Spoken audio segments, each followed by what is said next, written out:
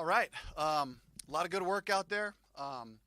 To me, I think to kind of sum it up, it was a day of almost. So I just kind of challenged the group. I was like, are we going to be almost good? Or are we going to make the plays when they're there to be made? 1 for 10 on third down. JT Sanders misses a ball. Bryce, hit him right in stride on. We got a double move. T-Mac's probably going to score a touchdown. We didn't block Daniil Hunter on the right. Hit Andy in the elbow. Speaking of which, took him out. Looks like an elbow sprain. We'll image it tomorrow, so I won't really have the details of all that. He was moving it around fine. He said he feels fine, but we got to take a look and see what happens there. And then Jack Plummer, 2 interceptions, on third down. So that makes it a really difficult day. Gave them 7 points down there where we threw that 1 interception, And all in all, just kind of looking play to play, I'm excited about our group. I'm excited about the talent that we have out there, but can we play together and can we make it come alive? And we didn't do that to our standard and to my standard today. Derrick, coming into today, you said you played the starters 3 series. Yeah. What was behind your decision to only play them 2? I just wanted them to go out and earn another series, and I just really felt like, with giving them 2 shots to do it and it not coming up, I wasn't going to just put them back out there to kind of say, hey, let's just play some more football. That kind of paired with we got great work 2 days ago, and, I just kind of looked at it that way. I felt like, the work we got against the Texans in the practice was good enough for me to kind of look at that and wanted them to get the prep and get ready for the game, get out there and get a couple of series. But that's kind of what was behind it. Coach, Bryce is heading into his 3rd NFL season. He's more experienced now in the game. What are some areas of growth that you've seen in Bryce Young, or maybe some areas that they need improvement? I just love Bryce to just continue to be a consistent leader for his team, operating the systems. He's been just on time. He's been, making our practices come alive, really, and allowing us to dig deeper into the playbook.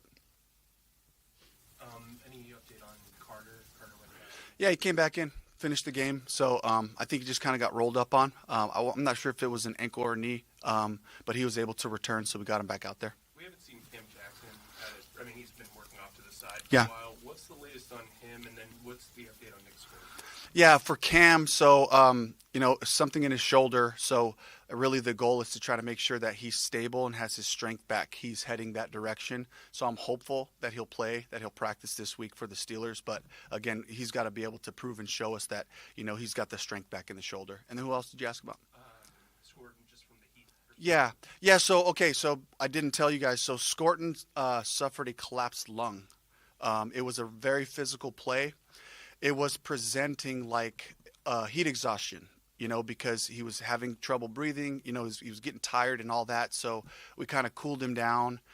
We couldn't get him to respond good enough to where we felt comfortable about putting him back into practice. So I really tribute, Denny and the training staff for just kind of evaluating where he was at and saying, this is not a guy that needs to return to practice today. And then, the symptoms kind of grew after practice. And then we had checked him into the hospital.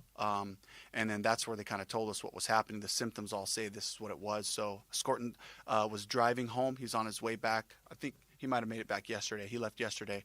So he'll be back in Charlotte. We'll keep evaluating him. And I don't really know a timeline. It's really week to week with those types of things. I've heard from the trainers and from different coaches who have been around this where a guy played the next week. But, so we got to be smart with that one. And I'll let you know where we're at once we get back to Charlotte. From that standpoint, this all kind of came out over the last few days, and you've been been able to kind of reiterate to the team what's going on, and are they all aware of what's happening? They are all aware, yes. Looks like Princely Umon-Milan had some really good reps against the run today. I know he's known more as a pass rusher, Yeah. But what did you see from him when he played in the second half? Yeah, just weekly growth, daily growth. I think with young players, they make their biggest strides. Like their growth curve is so huge, early on.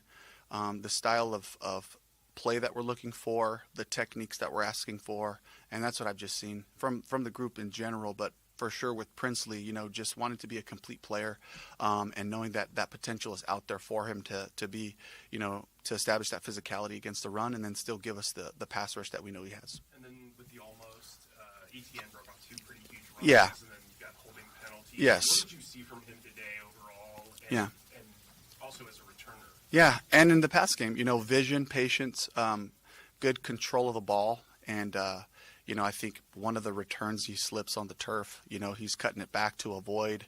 Really, two of the returns kind of played out very similar. He set it up properly. The blocking was really good to get him through that first wave, and he kind of lost himself there. But in the run game, it was patience, it was vision, it was the burst that we saw. And as he gets more and more comfortable with our different run styles, he really showed some good things today. Kingston played center with Cade playing left guard Yeah. most of the game.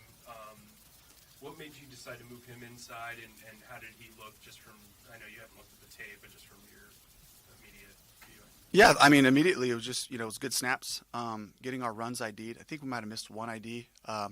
They left base out there a couple times against 11 personnel. It gets a little bit tricky with where you ID the run and do all that. So, but besides that, it was a pretty clean day for him. For us, just kind of evaluating guys. The more you can do, the better odds you have to make our team. And so to see, how he was going to operate at center. We looked at Cade at guard. He had a really good week.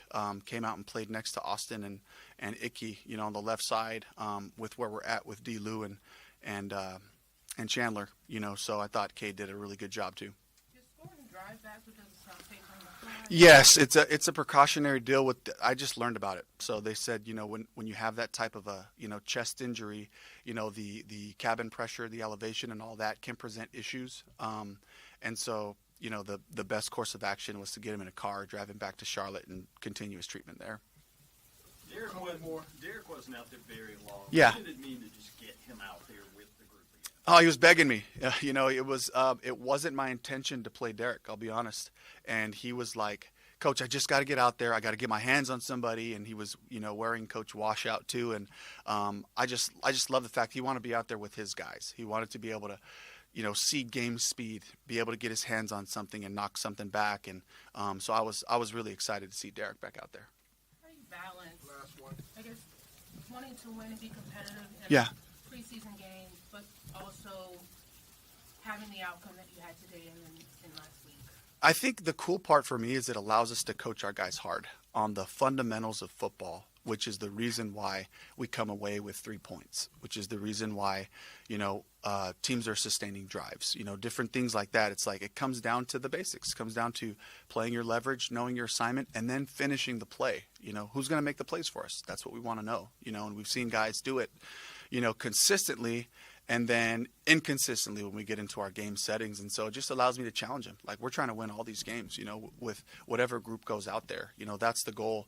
And to not be able to get that done, it's frustrating, and, how far do we read into it? Not very far. This is this game. We got a week of work in front of us. We have 2 really important practices before we go into Pittsburgh.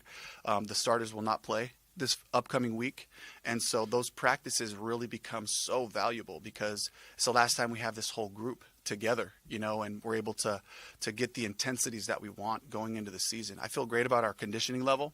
I feel great about the physicality of the play. I don't feel great about our execution of the basics because it's not showing up consistently for us, and there's flashes. I'm excited about our guys. I'm excited about our people, but that's where leadership comes in, and when are we going to take those steps to count on each other and to be able to make those plays when they're available. All right. Thank you.